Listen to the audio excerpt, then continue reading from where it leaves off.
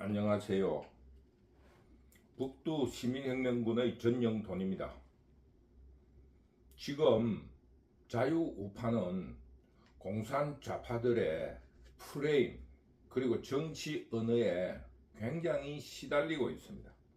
이런 문제를 해소하기 위해서 우리 자유우파는 노력을 해야 한다는 것을 강조하고, 그런 입장에서 오늘 정치 언어와 프레임이라는 문제에 대해서 여러분과 함께 고민해 보도록 하겠습니다. 프레임은 개념의 문제입니다. 언론이나 미디어를 통해서 대중들의 입에 착착 달라붙는 단어나 언어로 대중들에게 개념을 심어주는 것이 정치적 프레임입니다. 이런 노력을 해온 공산좌파들이 약 10여 년간 공격적인 프레임을 만들어내면서 정치 프레임을 좌파들에게 유리하게 이끄는 데 성공하고 있습니다. 그러나 자유우파는 현재 실망하거나 좌절할 필요 없이 성공한 공산좌파들의 프레임에 대하여 반박 논리를 개발하면서 시간과 비용 그리고 노력을 적게 들이면서 이겨낼 수 있는 길을 찾아야 합니다. 그런데 인지과학과 언어학을 빌려 정치 언어가 프레임을 가지고 있다고 소개한 유명한 책, 미국의 대선을 분석한 코끼리는 생각하지 마라는 책에서 코끼리를 생각하지 마라고 하면 할수록 코끼리만 머리에 남는다는 아주 유명한 말처럼, 우리가 공산좌파에 대한 반박 논리를 개발하면 개발할수록 공산좌파들의 프레임에 걸려든다는 아주 함정적이고 모순적인 문제에 빠지게 될 것입니다. 그러면서 북두시민혁명군은 코끼리는 생각하지 마라는 그 구도를 소개하면서 우리의 정치 프레임과 정치 언어를 타파해 나갈 방법을 여러분과 고민해 보겠습니다. 코끼리를 생각하지 마라는 책에서 보수주의 혹은 자유우파를 엄격한 아버지의 비유를 합니다. 그리고 진보주의 혹은 좌파를 중성적이라고 이렇게 규정을 해놨어요. 이것으로 유추를 해볼 때 자유우파는 한국에서만큼은 보수주의를 흉내내서는 안 된다. 그래서 북두시민혁명은 자유우파는 보수주의라는 용어를 쓰지 말자. 한국에서의 보수주의는 부패한 세력으로 인식되어 있기 때문에 보수주의라는 용어를 쓰지 말자는 것을 북두시민혁명군 유튜브를 시작할 때부터 줄기차게 강조하고 있는 것입니다. 보통 자유우파는 영국이나 프랑스 등 유럽의 귀족주의를 모범하고 있습니다. 그러면서 엄격한 아버지가 되려고 하면은 자기 스스로 자녀들에게 모범을 보이려고 하는 것처럼 자유우파는 원칙에 철저하고 규범적이고 모범적인 행동을 해야 합니다. 그리고 솔선수범하고 노블리스 오블리제를 앞장서서 실천해야 합니다. 그런데 한국은 북두시민혁명군이 주장하는 자유우파의 전신인 한국의 보수주의는 이런 보수주의로서의 태도를 유지하지 못하였습니다. 부정부패하였고 자본주의를 물신숭배로 이해하였으며 모든 사회적인 가치를 물질이나 화폐로 전환하여 인식하였고 개인주의를 이기주의로 행동하였습니다. 이런 행위로 인해서 한국의 보수주의는 반노동, 뉴라이터, 일배, 친일, 거구 등으로 공산좌파들이 만들어 놓은 프레임에 얽매이게 되었습니다. 한편으로 여기 지금 코끼리는 생각하지 말라는 그 책에서 보수주의의 조금 상대 개념인 진보주의 혹은 좌파에 대해서는 중성적이라고 했습니다. 우리가 생각할 적에 엄격한 아버지에 대해서 상대적으로 해야 될 말은 자상적인 어머니여야 하는데 중성적이라는 말에서 묘함을 느낄 것입니다. 쉽게 말하면 자상한 어머니라는 것은 수동적이라는 거예요. 그래서 어떤 실천이나 행동하는 그 행동력이 엄격한 아버지에게 미루어져 있거나 혹은 엄격한 아버지의 그 어떤 실천이나 강요 속에서 이루어진다는 의미가 있기 때문에 중성적이라고 표현했다고 생각합니다. 그러나 팩트를 중요시하는 북두 시민혁명군이 중성적이라는 용어를 쓴 것을 해석할 적에는 비현실적이거나 혹은 이상적이다. 현실적이 아니면서 그 상상 속에 이상적이면서 소설적, 즉 픽션이라는 거예요. 픽션. 그러면서 중성적이라는 의미에서 무엇을 느끼냐면 좌로도 갈 수 있고 우로도 갈 수 있는 유연성을 가지고 있다. 그런 의미입니다. 이런 그 중성적이라는 단어에서 느끼는 것처럼 한국의 지금 현대사에서 정치나 정치 언어나 프레임 전쟁에서 자유파가 매우 불리하고 그동안 수세적이었다는 것을 그 단어에서 코끼리는 생각하지 마라는 그 저자의 규정에서 이해할 수 있을 것입니다. 그런데 한국의 자유우파는 공산주의자들로부터 뉴라이트, 일배, 거구, 반노동, 친일 이런 등등 공산좌파들이 만들어 놓은 프레임으로 규정되어 굉장히 어려운 입장에 처하게 되어 있습니다. 간단하게 이야기하면 뉴라이트라는 것은 역사를 중성적이라는 말에서 표현했다시피 그 이상성, 픽션, 소설적이라는 말처럼 영화나 드라마로 혹은 소설로 픽션으로 배우는 세력에 대해서 팩트와 기록을 통해서 그 시대를 반성할 것은 반성하고 자랑하며 개성해야 할 것은 반성하면서 개성 발전하자는 새로운 역사관입니다. 그러므로 뉴라이트가 그동안의 픽션으로 혹은 그 인터넷 용어로 국뽕, 지나친 애국에 젖어서 거짓말로 배우는, 가상으로 배우는 민족 찬양적인 역사에 대해서 그 뉴라이트는 반대하는 것입니다. 그러므로 이 둘의 대결은 극적으로 갈려져 있습니다. 누구나 알다시피 현재 우리가 배우는 그 역사는 거의 픽션입니다. 픽션. 뭐 조선시대가 훌륭하고 백자 도자기가 훌륭하고 고종이 대한제국을 만들었다. 이런 거는 거의 소설입니다. 소설. 그 당시에는 대중을 위해서 왕들이나 양반이라는 사대부들이 눈꼽만큼도 생각해 본 적이 없으며 자신들의 안위에 급급했습니다. 쉽게 말하면 국민이나 대중을 위한 공공시설이라는 게 국가에서 만들어진 것이 아무것도 없고 그냥 백성들은 수탈의 대상이 뿐이었다는 것을 기록과 어떤 사실로서 그것을 발표하는 것이 뉴라이트입니다. 그것이 왜 나쁩니까? 두 번째로 또 생각하고 있는 것이 일베라는 그런 사이트로서 조금 좀 우파적인 시각을 가진 사람들에게는 그냥 일베라는 낙인을 찍고 일베의 활동을 했다는 이유만으로 거구 세력이라고 하고 혐오를 조장하는 세력이라고 말하면서 합격한 직장, 다니는 직장도 해고해버리는 이런 아주 공상 빨갱이 같은 그런 프레임으로 국민들을 못살게 굴고 나치즘처럼 민족사회주의 혹은 공산좌파의 극단적인 행동을 우리 모두 국민들은 목격했습니다. 그러면서 일베는 어떤 의미에서는 팩트, 현실과 기록에 그 바탕을 둔 뉴라이트의 역사관과 가치관을 따르고 있다 할 수 있습니다.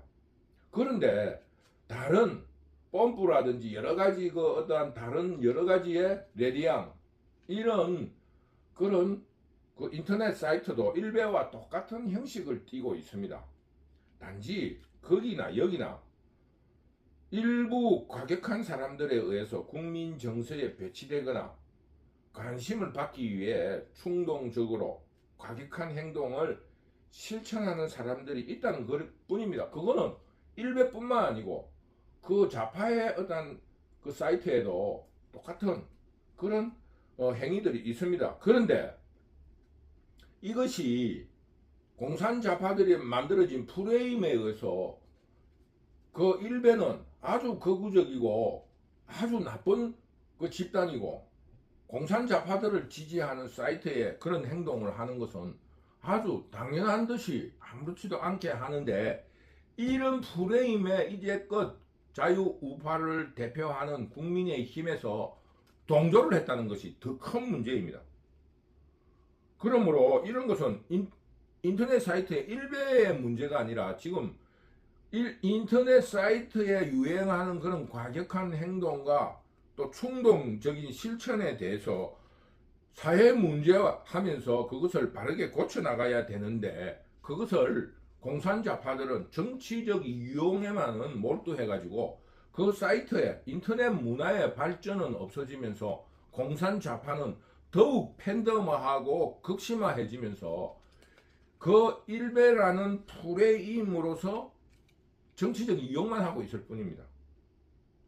저 북두 시민혁명군이 말하는 것은 일베라는 것에 대해서 그것은 인터넷 문화의 일반적인 부정적인 부분이니까 일베의 문제만은 아니다라고 해야 되는데, 그 몇 사람을 찍어서 일베에서 활동했다는 이유만으로 직장도 해고하고 그 낙인으로 영원히 직장도 얻을 수 없게 만드는 그 나치점에 그 흉내를 내고 있다는 것을 북두 시민혁명 그 나치의 흉내를 내고 있다는 것을 우리 모두 잘 알고 공산 좌파들의 저질스러운 이런 프레임 전쟁을 국민들에게 폭로해야 합니다. 무슨 사이트 모두가 다 하는 사이트에서 일베를 했다는 이유만으로 평생 직장을 가지지 못하게 하는 그런 극심한 그 극단적 세력들에 우리 국민들은 분노해야 합니다.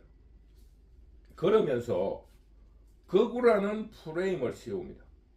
이것은 프레임 전쟁에서 필요한 용어일 뿐 실체는 없습니다. 도리어 공산좌파 민주당이 지금 이재명을 두둔하는 모습을 보면은 도리어 극우적입니다.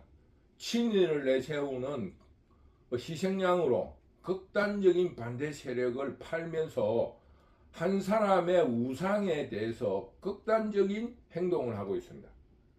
이것을 이겨내는 방법은 진보와 보수 이런 용어에서 탈피해서 좌 혹은 우 혹은 공산과 자유로 구분하는 용어를 사용하는 것이 좋다고 생각합니다. 따라서 공산좌파나 종북좌파라는 용어를 조금은 그 구별을 해가지고 써야 좋겠다 이런 생각을 합니다. 그러면서 공산좌파와 종북좌파를 지금 민주당이 일상화하면서 쓰는 거구에 대항하는 용어로 우리도 일상화하자는 것이 북두 시민혁명군입니다. 비근한 대로 정동영이가 얼마 전 그 방송통신위원장 이진숙의 청문회에서 그 한국의 거구 세력은 일정한 공통점을 가지고 있다면서 한국의 자유우파를 거꾸로 일반화시키려는 용어를 거침없이 사용하고 있습니다. 그러니까 우리 자유우파도 공산좌파 혹은 종북좌파라는 말을 일상화하도록 하자고 북두 시민혁명군은 제안합니다. 그러면서 일상화 속에서 공산좌파, 종북좌파를 구별하자는 것입니다. 거구라는 용어에 대해서는 공산좌파라는 용어를 쓰고, 친일이라는 말을 쓸 때는 대항용어로 종북좌파라는 용어를 쓰자고 북두 시민혁명군은 제안하는 것입니다. 그러므로 이런 거구라는 용어 자체가 사라질 수 있도록 거구에 대해서는 공산좌파, 친일에 대해서는 종북좌파라는 말로서 우리가 용어를 구별해 서면서 일상화할 때 거구라는 프레임이 사라질 거라고 북두시민혁명군은 생각합니다. 그리고 또 공산좌파들이 자주 쓰는 프레임으로 반노동이라는 말을 많이 씁니다. 거기에 대해서 노동의 근로정신인 성실과 근면을 기초로 하는 이념이 자유우파 이념입니다. 그리고 일자리 만들기에 힘을 쏟는 자유우파야말로 가장 친노동적인 이념입니다. 도리어 공산좌파는 노동정신을 파괴하는 지원금 정책을 쓰는 세력이므로 반노동적이라 할 수 있습니다. 그러므로 공산좌파야말로 반노동 정책을 쓰는 세력들입니다. 단지 자유우파는 반노동 세력이 아니라 꼭 집어 이야기한다면 반노동조합 세력이라 할 수 있습니다. 노동은 개인의 활동성을 보장하고 가계의 소득을 창출하면서 가정의 행복과 안정을 만들어주는 아주 중요한 수단입니다. 그런데 이런 노동을 노동조합이라는 것을 만들어 정치활동화하면서 개인의 노동을 방해하고 이런 노동이 깨지면서 가정의 행복과 안정도 해치고 있습니다. 이런 노동조합이란 단체에 대해서 개인이 저항하거나 반대하기가 쉽지 않습니다. 이런 군중심리 때문에 그 노동조합에 활동하고 싶지 않는 가정을 중요시하는 노동자들에게도 그 노동조합에 반대하지 못하니까 군중심리로서 노동조합의 활동에 소외될 수가 없는 것입니다. 이런 군중심리를 이용하는 노동조합은 자유우파들이 반대합니다. 그러나 노동자의 이익을 보호하는 노동조합은 적극적으로 지원하는 이념이 자유우파라는 것을 잊지 말기를 바라고 반노동이라는 프레임에 대해서 자유우파는 친노동적이며 반노동조합이라는 그런 확고한 신념으로 공산좌파에 대응해야 할 것입니다. 그리고 친인이란 프레임은 픽션 역사가들의 기준에 의해서 비판할 수 있습니다. 지금 현재 일본에 대한 역사는 거의 픽션입니다. 물론 식민지 제도에 있어서 아주 일본은 고차원적인 수탈 정책을 썼습니다. 도둑놈이 몽고로 대표되는 수탈 계급과 한국에서 식민지 경영한 일본의 예를 대비적으로 이야기할 수 있습니다. 몽고의 수탈 정책은 완전히 파괴를 하고 휩쓸고 가버립니다. 도둑놈처럼. 그러나 일본의 식민지 정책은 아주 고차원적으로 쉽게 말하면 조폭처럼 움직입니다. 그 사람을 한국을 부하로 거느리고 있으면서 끊임없이 수탈을 해가는 것입니다. 한국을 발전시켜 나가면서 그 일본이 한국의 수탈 정책을 했다는 것입니다. 만약 일본이 한국을 100년을 경영했다면 한국은 영원히 그 문화정책이라든가 이런 입장에 의해 가지고 알게 모르게 노예생활, 아주 지능적인 노예생활을 했을 거라는 것은 분명한 사실입니다. 그러나 다행스럽게 36년에 거쳤기 때문에 일본이 한국을 근대화시키고 물러났다고 이야기할 수 있습니다. 딱 알맞게 교육되고 훈련된 정도의 기간을 거치고 그 일본이 패망했기 때문에 이런 한국에서의 친일과 반일의 문제가 생겼다고 생각합니다. 좀 더 수탈이 진행될 시기에 일본이 패망했기 때문에 한국의 근대화에 공헌을 끼쳤다 하는 뉴라이트의 주장이 나오게 되었다는 역사적 사실을 먼저 말씀드릴 수가 있습니다. 그런데 우리가 뉴라이트의 시각으로 볼 때, 아주 부정적인 시각으로 볼 때, 지금 식민지 정책에 있어 가지고 몽고의 정책을 쓴 나라도 굉장히 많습니다. 자원만 수탈해가고 그 식민지 백성들, 식민지 그 신민들을 계몽하지 않는 그런 나라도 많이 있었고, 또 일본이 한국을 식민지로 경영한 것처럼 아주 고차원적으로 수탈을 해간 국민들 그 제국주의 그런 나라들도 있습니다. 그러나 현재 식민지에서 해방된 나라들이 또 두 가지의 그 정책을 쓰고 있어요. 한국처럼 아주 극단적으로 적대시하는 정책을 쓰는가 하면은 과거는 과거라고 하면서 그 식민지를 경영했던 제국주의의 후신인 나라에 같이 그 친교를 맺고 아주 친밀하게 지내는 나라들도 있습니다. 그것은 어떤 정책을 띌 것인가 하는 국가의 정책의 문제라고 봅니다. 북두시민혁명군의 입장은 이미 해방된 이후 약 한 80년의 세월이 흘렀고 한 세기 약 100년을 내다보는 입장이니 그 과거는 잊지는 말되 용서를 하고 서로 친밀하게 지나면서 어떤 국가 발전에 도움이 되는 방향이 좋지 않느냐 하는 그런 입장이 있고, 이것이 뉴라이트의 시각이라고 봅니다. 그러므로 그 외국과의 관계는 이런 역사적인 문제와 함께 이웃이냐 멀리 있느냐에 따라서 서로 입장이 달라질 수 있습니다. 그 위치라든가 혹은 가지고 있는 자원의 문제, 그리고 자연 환경 등의 문제가 친하게 지낼 것이냐 혹은 서로 적대적으로 지낼 것이냐는 달라질 수 있습니다. 그러므로 일본은 식민지라는 역사의 경험도 있지만은 이웃이라는 입장 때문에 영토 분쟁, 쉽게 말하면 독도의 문제 혹은 경제의 모호성, 해저에서 발굴되는 자원에 대해서 그 어떤 대립국의 경계가 애매하다, 뭐 이런 여러 가지의 가까이 있음으로써 생기는 이해관계의 갈등으로 식민지의 역사적인 그림자를 지운다 하더라도 굉장히 끄끄러운 사이라는 것은 분명합니다. 그러므로 한국과 일본의 관계는 굉장히 어렵습니다.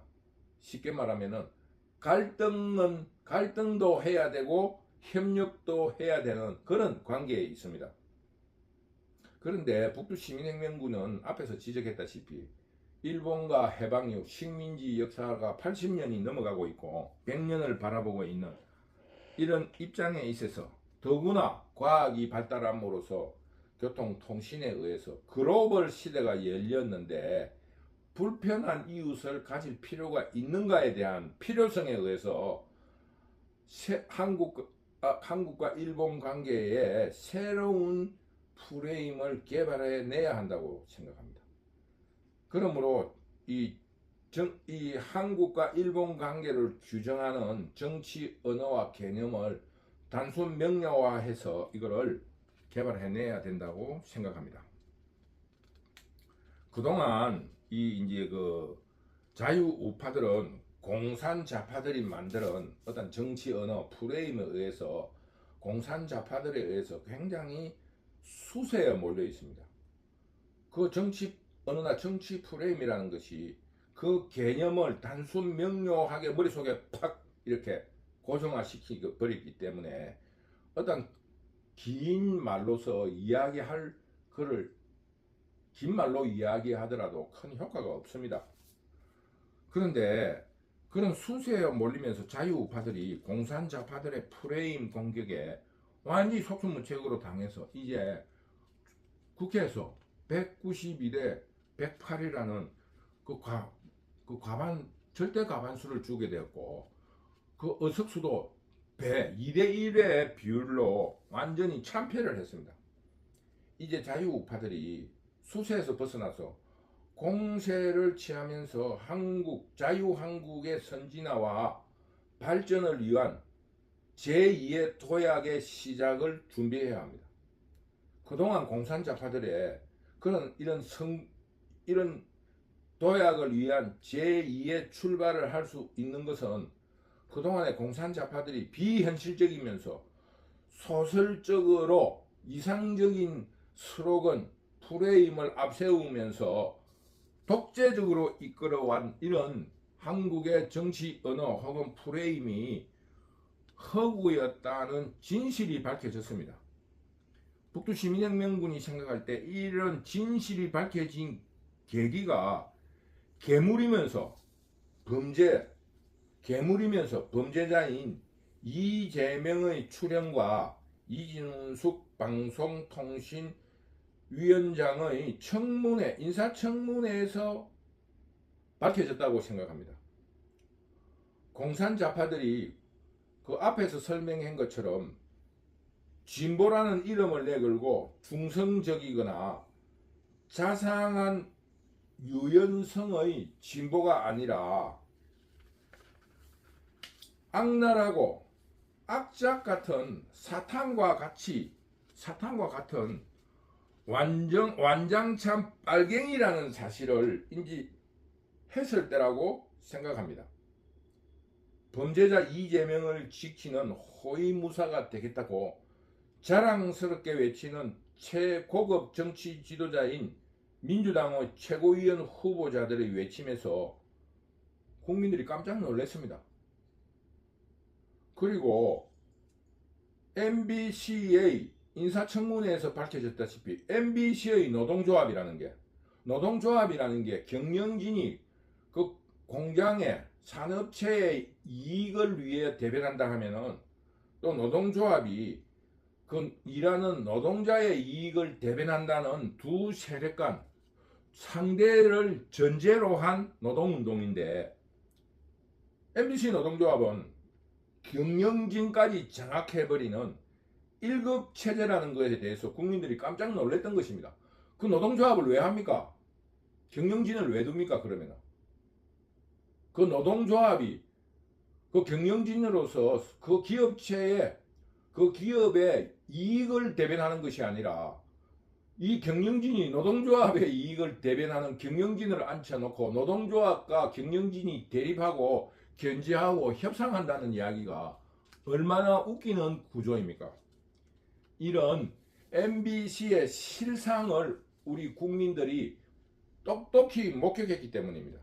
그러므로 이제 공산좌파들이 덮어씌운 자유우파에게 덮어씌웠던 모든 역사관이라든가 친일이라든가 이런 프레임에 대한 그 진실을 알게 된 것입니다. 이것이 국민을 분열시키고 가짜 뉴스로서 덮어씌우면서 그들이 전체주의적인, 쉽게 말하면 노동조합이, 경영진도 노동조합을 파견하고 있으면서 그런 전제정치를 하고 있으면서 국민들을 속이는 노동조합과 경영진의 견제와 협상이라는 이런 그 구조 속에 있는 척 국민들에게 사기를 쳐왔던 것입니다.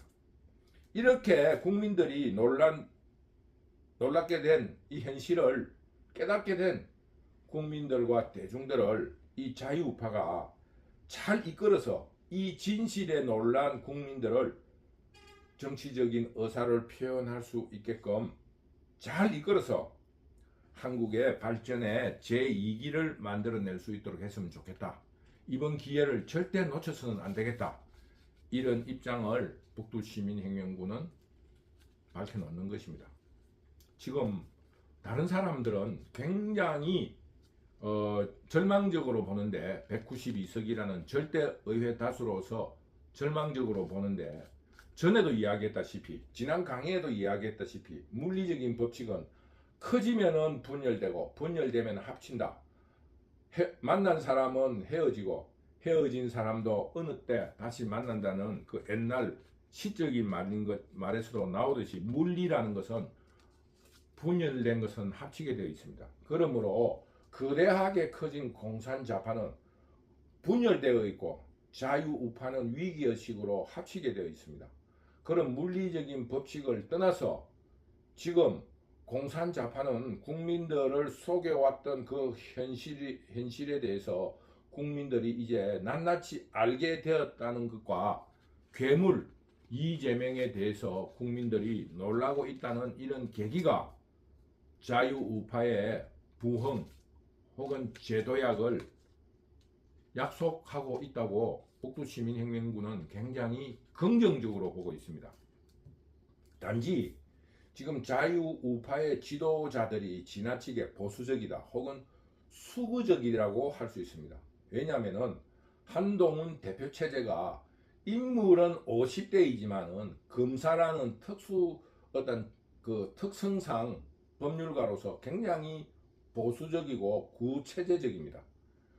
지금 나이라든가 외모적인 그 신원서판에 의해서 한동훈이 굉장히 신세대로서 개혁적이라 느끼는데 북두 시민혁명군은 한동훈의 발언이라든가 또 말을 하는 태도라든가 옷을 입는 거라든가 이런 거를 볼 적에 굉장히 수구적이라고 평가를 합니다.